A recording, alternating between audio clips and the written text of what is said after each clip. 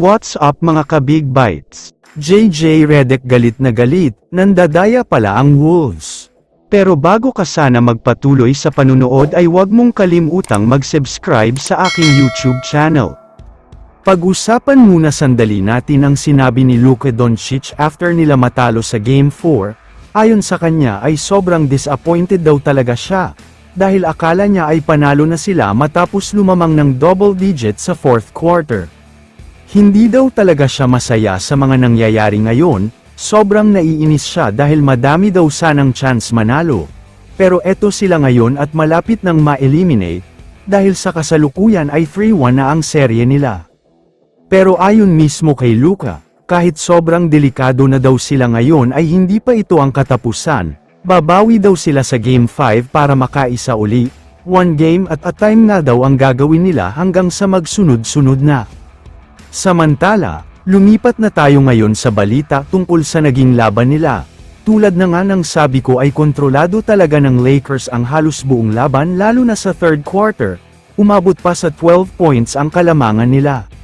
Pero as usual ay nagkaroon na naman ng fourth quarter collapse, laging ganito ang Lakers dahil pagdating sa fourth quarter ay nawawala ang laro nila. Kaya ito na din ang dahilan kung bakit natalo sila sa crucial Game 4.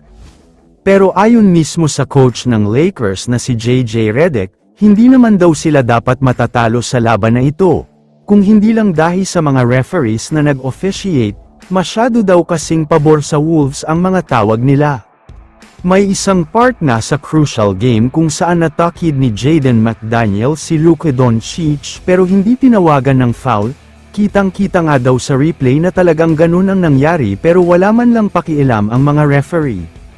Meron pang isang part kung saan dapat ay turnover at out of bounds na kay Anthony Edwards, pero biglang tinawagan ng foul si LeBron James kahit hindi naman talagang foul, sobrang big call ito kaya galit na galit si JJ Redick.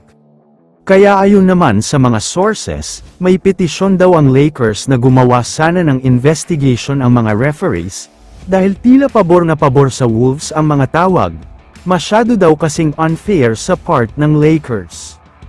Kung ako ang tatanungin, sa tingin ko ay buhat na buhat talaga ni Anthony Edwards at mga referees ang Wolves, mukhang may something na talaga sa laban na ito, kaya abangan na lang natin ang mga susunod na balita. Kaya naman kung kayo ang tatanungin, ano ang masasabi nyo sa balitang ito? I-comment mo naman ang opinion mo tungkol sa tanong na ito. Dito na muna nagtatapos ang video na ito. Maraming salamat sa panunood mga ka-Big Bites. God bless sa inyong lahat.